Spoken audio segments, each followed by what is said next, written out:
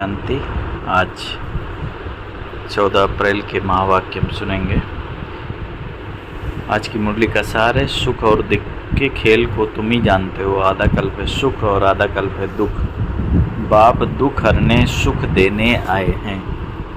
आज की मुरली से प्रश्न है कि कई बच्चे किस एक बात में अपनी दिल को खुश कर मियाँ मिट्ठू बनते हैं। उत्तर है, कई समझते हैं कि हम संपूर्ण बन गए, हम कंप्लीट तैयार हो गए, ऐसे समझ अपने दिल को खुश कर लेते हैं। ये भी भवन बोला मियाँ मिट्ठू बनना है ना।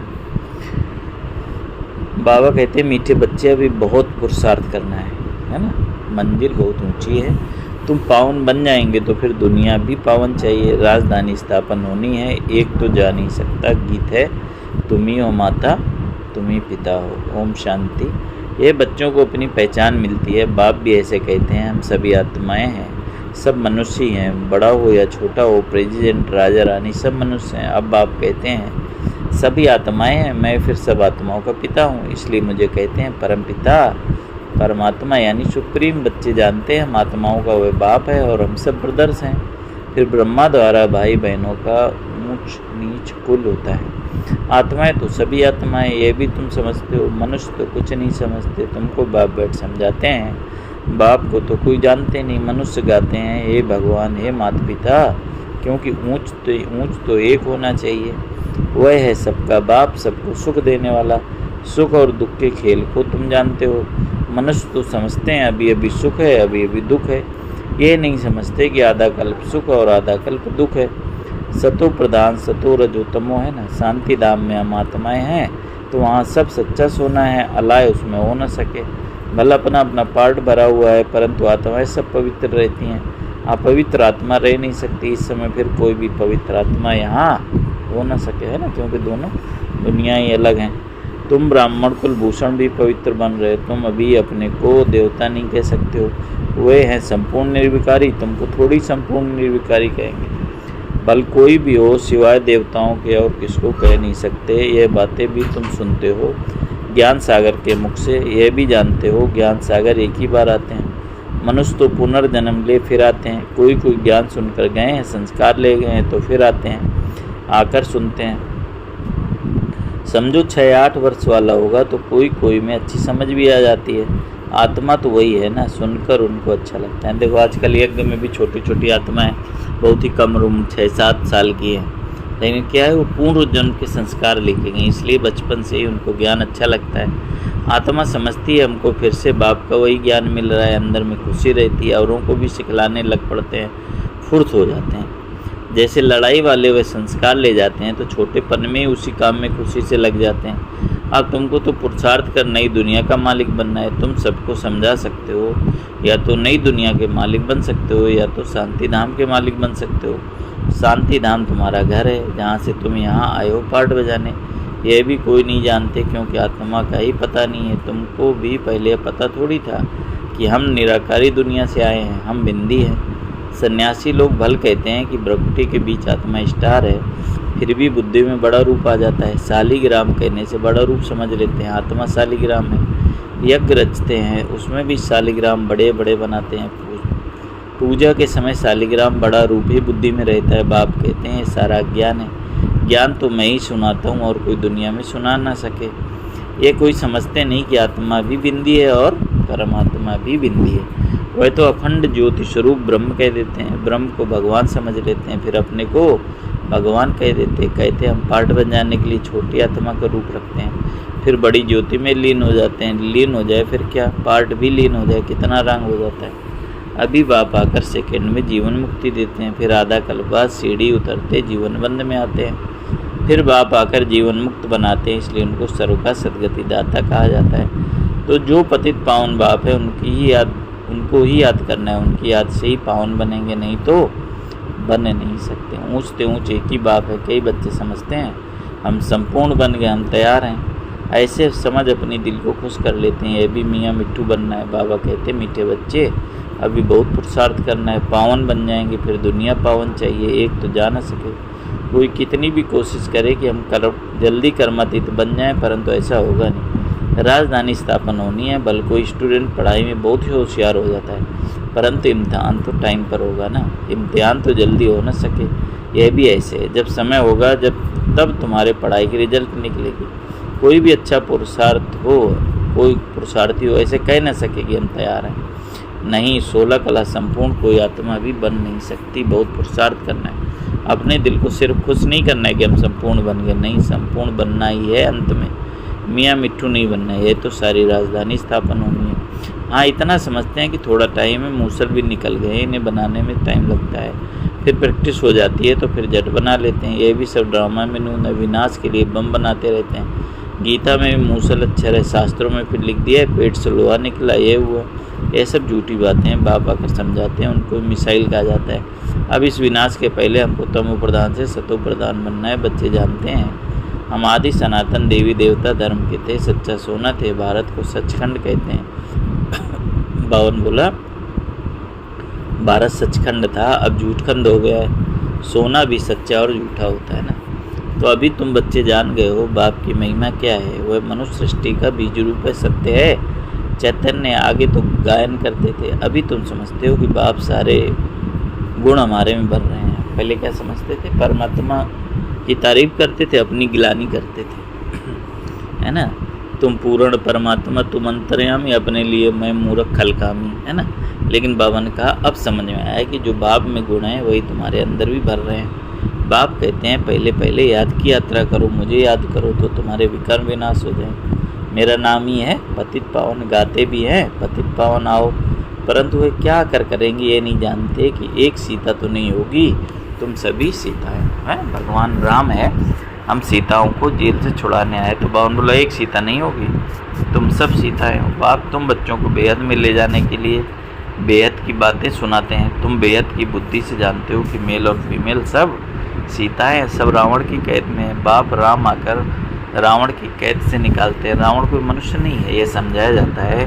हर एक में 5 विकार हैं, इसलिए रावण राज्य कहा जाता है। नाम ही है विशेष वर्ड, वह है वाइसलेस वर्ड, दोनों अलग अलग नाम है। ये वैश्याल है, वैश्यवाल है।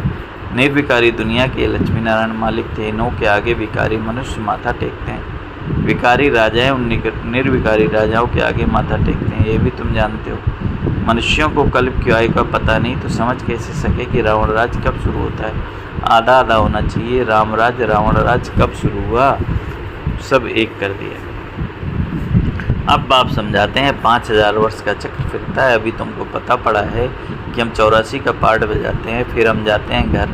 सतयुग त्रेता में भी पुनर्जन्म लेते हैं, वह रामराज, फिर रावण राज में आना है। हार जीत का खेल है, तुम जीत पाते हो तो स्वर्ग के मालिक बनते हो, हार खाते हो तो नरक के मालिक बनते हो। स्वर्ग अलग है, कोई मरते हैं तो कहते हैं स्वर्ग पधारा।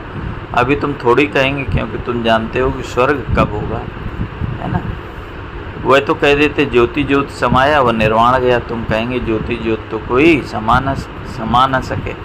सर्व का सदगिरि दाता एक ही बाप गाया हुआ है। स्वर्ग सतयुग को कहा जाता है, अभी यह नर्क भारत की बात है, बाकी ऊपर में कुछ है नहीं। ऐसा नहीं कि ऊपर में अलग है स्वर्ग, नीचे है कहीं। तो बावन बोला सब इसी धरती पर होता है। देवी देवताओं का राज्य तो स्वर्ग है। दिलवाड़ा मंदिर में स्वर्ग ऊपर दिखाया तो मनुष्य समझते हैं ऊपर स्वर्ग है। अरे ऊपर छत में मनुष्य कैसे होंगे, बुद्धू ठहरे ना।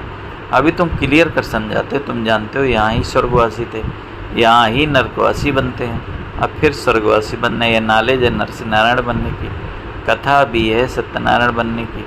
राम सीता की कथा नहीं कहते, यह है नरसिंह नारायण बनने की कथा। ऊंच ते ऊंच पद लक्ष्मी नारायण का है। वह फिर भी बावन बोला वह फिर भी 2 कला कम हो जाती है। कौन? राम सीता।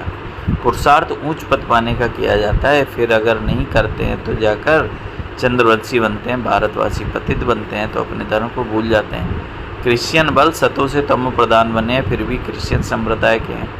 आदि सनातन देवी देवता संप्रदाय वाले तो अपने को हिंदू कह देते, यह भी नहीं समझते कि हम असूल देवी देवता धर्म के वंडर है।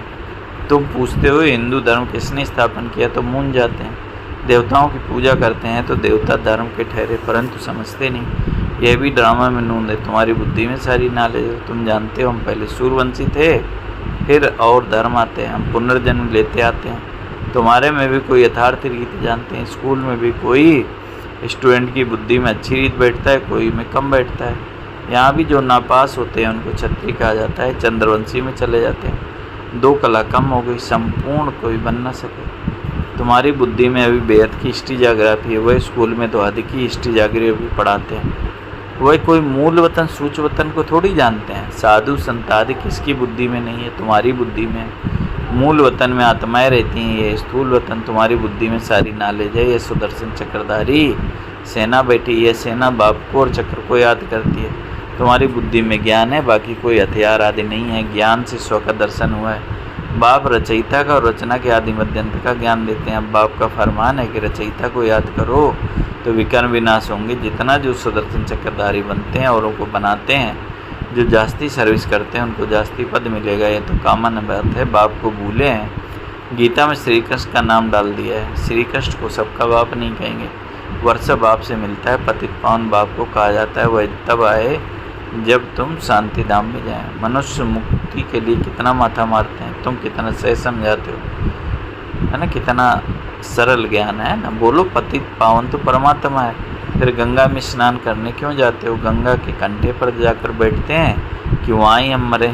पहले बंगाल में जब कोई मरते थे, मरने पर होते थे तो गंगा में जाकर हरि बोल करते थे, समझते थे वही मुक्त हो गया। अब आत्मा तो निकल गई, वह तो पवित्र बनी नहीं। आत्मा को पवित्र बनाने वाला बाप है, उनको ही पुकारते हैं। अब बाप कहते हैं मुझे याद करो तो विकर्म विनाश होंगे। बाप आकर पुरानी दुनिया को नया बनाते हैं, बाकी नई रचते नहीं है, है ना। आत्माएं नई नहीं बनाती, पुरानी आत्माओं को नया ज्ञान देकर, है नई जागृति देकर, नए संस्कार देकर नया बना देते हैं। अच्छा मीठे मीठे शिकल दे बच्चों प्रति माता पिता बाप दादा का याद प्यार और गुड मॉर्निंग। रूहानी बाप की रूहानी बच्चों को नमस्ते। हम रूहानी बच्चों की रूहानी बाप दादा को याद प्यार गुड मॉर्निंग। नमस्ते बाबा, नमस्ते, शुक्रिया बाबा, शुक्रिया। धारणा के लिए मुख्य साहब, बाप में जो गुण है वह स्वयं में भरने हैं। इम्तिहान के पहले पुरुषार्थ कर स्वयं को कंप्लीट बनाना है, स्वयं को कंप्लीट पावन बनाना है। इसमें मियाँ मिट्टू नहीं बनना है। दूसरा स्वदर्शन चक्रधारी बनना बनाना है। बाप और चक्र को याद करना है। बेहद बाप द्वारा बेहद की बातें सुनकर अपनी बुद्धि बेहद में रखनी है, हद में नहीं आना है। आज की मुरली से वरदान बाबा ने दिया, स्वस्थिति द्वारा परिस्थितियों पर विजय प्राप्त करने वाले संगम युगी विजयी रत्न भव। परिस्थितियों पर विजय प्राप्त करने का साधन है स्वस्थिति। यह देह भी पर है, स्व नहीं। स्वस्थिति व स्वधर्म सदा सुख का अनुभव कराता है और प्रकृति धर्म अर्थात पर धर्म या देह की स्मृति किसी न किसी प्रकार के दुख का अनुभव कराती है। तो जो सदा स्वस्थिति में रहता है वह सदा सुख का अनुभव करता है, उसके पास दुख की लहर आ नहीं सकती। वह संगम युगी विजयी रत्न बन जाते हैं। कौन? जो स्वस्थिति में रहते हैं। स्लोगन है, परिवर्तन शक्ति द्वारा व्यर्थ संकल्पों के भाव का बोझ समाप्त करो। कौन सी शक्ति चाहिए?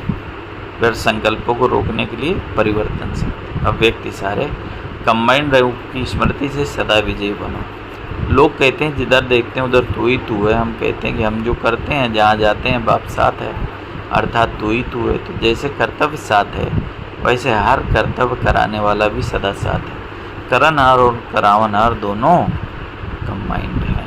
अच्छा, ओम शांति। तो आज बाबा ने बताया कि ये सुख दुख का खेल है। आधा कल्प है सुख और आधा कल्प है दुख। और बाबा ने बार बार स्मृति दिलाया कि मंजिल ऊंची है, अपनों को मियाँ मिट्ठू नहीं समझना है ना। तो अभी बावन बोला जब तुम कंप्लीट हो जाएंगे तो क्या होगा? पूरी सृष्टि ही परिवर्तन हो जाएगी। तुम्हारे लिए ही विनाश रुका हुआ है, इसलिए अपने को